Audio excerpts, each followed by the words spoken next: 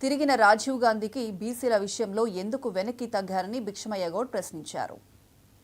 22% ఎన్నికలలో రిజర్వేషన్ చట్టబద్ధంగా ఇస్తా అని చెప్పి ఇవాళ మోసం చేసినటువంటి వైనం చూస్తే నిజంగా సిగ్గనిపిస్తా ఉంది.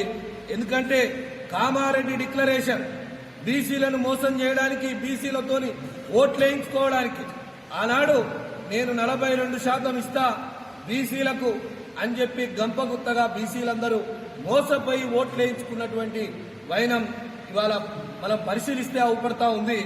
అందుకే నేను చెప్తా ఉన్నాను, ఇవాళ కులగణన అని చెప్పి పెట్టి బీసీలను 20% జనాభా తక్కువ చూపెట్టిండు.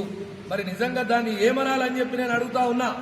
ఎందుకంటే బీసీలు ఈ 10 సంవత్సరాలలో 2011లో ఉన్నటువంటి గణాంకాలు ఉన్నాయి, నేను లెక్కలతో చెప్తా.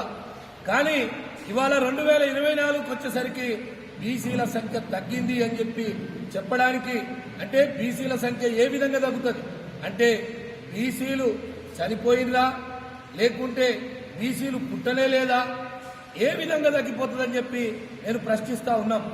ఏ విధంగా మరి ఇవాళ హైడ్రా పేరు చెప్పి బీసీల ఇండ్లను, బలహీన వర్గాల ఉన్నటువంటి ఇండ్లను ఏ విధంగా కూలుస్తున్నాడో అదే విధంగా మరి బుల్డోజర్ పెట్టి ఏ విధంగా కూలుస్తా ఉన్నాడో ఇవాళ బీసీ జనాభాను కూడా బుల్డోజర్లతో కూల్చే విధంగా రేవంత్ రెడ్డి చేసినటువంటి కుట్ర అని చెప్పి